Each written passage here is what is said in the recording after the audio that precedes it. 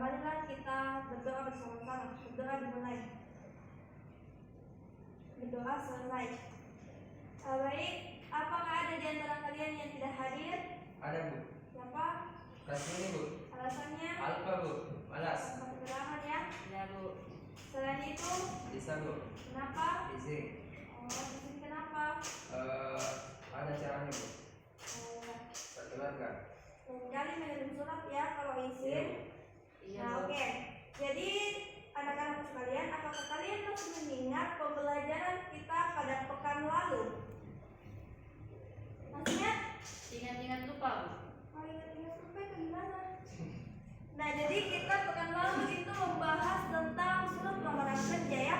Jadi hal yang harus kalian ingat ada 3 poin. Dalam surat lamaran kerja itu kalian harus mengingat pertama itu pada paragraf pembuka.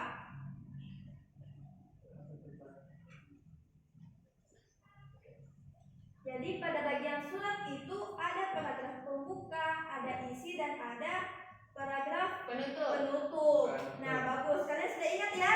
Ingat, Bu. Ingat Nah, lupa. iya, karena kalian sudah ingat, maka kita lanjutkan materi kita pada hari ini. Jadi hari ini poin pembelajaran kita yaitu mengenai unsur kebahasaan surat lamaran kerja. Jadi kalian harus perhatikan karena setelah selepas ini mungkin kalian akan langsung bekerja ya. Jadi kalian harus tahu bagaimana cara menulis surat lamaran kerja yang baik dan tepat. Jadi dalam kaidah kebahasaannya itu surat lamaran kerja itu harus efektif, sopan, jelas dan tidak perlu bertele-tele.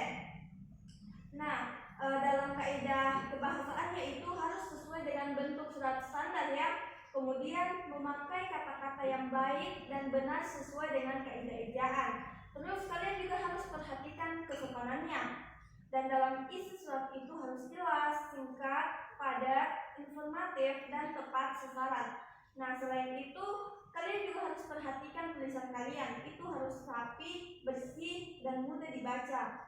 Jangan memberikan surat lamaran kerja dengan tulisan yang tidak rapi, apalagi ada catatannya ya.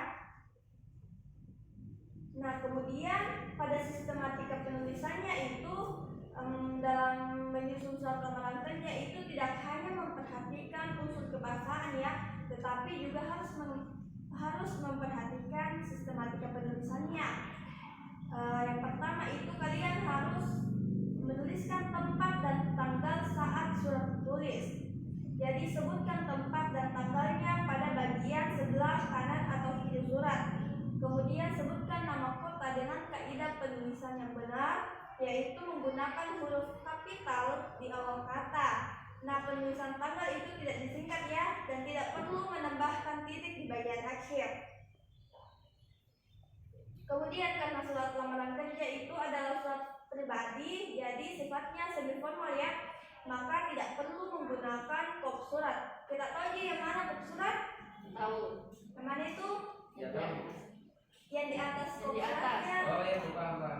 Ya, yang biasa pakai logo SMA kalau surat sekolah ya. Nah, kemudian kalian juga harus memperhatikan hal dalam lampiran. Nah, di sini itu di bawah tanggal terdapat hal dalam lampiran di mana posisinya itu berada di bagian kiri. Hal ini biasanya diisi dengan lamaran pekerjaan. Sedangkan lampiran diisi dengan jumlah dokumen yang disertakan bersama dengan surat lamaran pekerjaan. Nah, yang mana itu dokumen yang dilampirkan? Biasanya itu minta KTP, surat keterangan lulus atau fotokopi ijazah ya. Kemudian ada tujuan surat. Nah, di sini berisi nama instansi, lembaga, perusahaan atau kepada siapa surat tersebut ditujukan. Kemudian bila ingin lebih spesifiknya, kalian dapat menyebutkan jabatan tanpa menulis nama atau menggunakan kata bapak atau ibu ya. Kemudian di awalnya itu menggunakan akronim yang terhormat tanpa disertai kepada.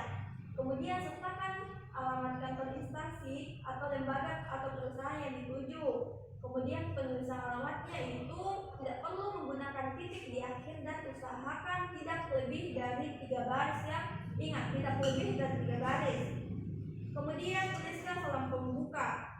Pada paragraf pembuka itu perkenalkan diri secara singkat jelaskan dari mana mendapat informasi lowongan pekerjaan. Tidak usah tuliskan status jomblo dan sebagainya.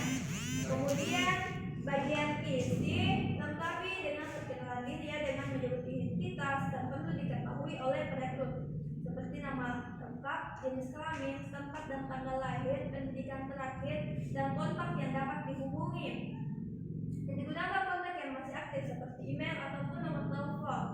Kemudian sebutkan maksud dari surat lamaran itu atau sebutkan posisi apa yang dikehendaki ya. Misalkan kalian ingin melamar sebagai posisi HRD, maka kalian sebutkan di situ. Kemudian tambahkan kemampuan kalian itu sebagai pertimbangan untuk kalian diterima. Tapi harus juga yang relevan dengan pekerjaan yang kalian lamar. Kemudian hal tersebut akan membuat perekrut semakin tertarik dengan lamaran yang kalian kirim ya. Kemudian penutup. Nah, pada penutup itu berisi harapan dari si penulis supaya diterima. Sampaikan dengan ucapan terima kasih dan kalimat penutup lainnya. Dan jangan lupa sertakan tanda tangan dan nama lengkap. Nah, ini pada bagian akhir tuliskan salam hormat saya disertai dengan tanda tangan dan nama lengkap si penulis di bawah tanda tangan ya. Nah, itu dia sistematika penulisan surat lamaran kerja. Jadi apakah sampai di sini ada yang ingin dipertanyakan? Jelas Bu, jelas. Semua sudah jelas Bu. Jadi sudah kira-kira gambarannya untuk menulis surat lamaran kerja sudah ada?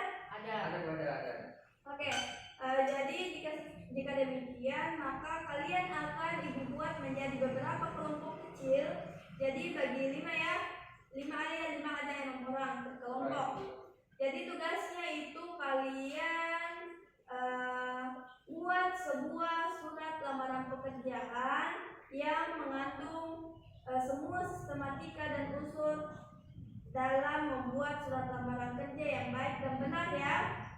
Kemudian karena waktu kita terbatas pada hari ini, kita lanjutkan pada pertemuan selanjutnya. Dan jika pun tidak ada yang ingin dipertanyakan, Ibu akhiri pertemuan ini. Semoga apa yang kita dapatkan hari ini dapat bermanfaat di kemudian hari. Ibu akhiri dengan ucapan Assalamualaikum warahmatullahi wabarakatuh.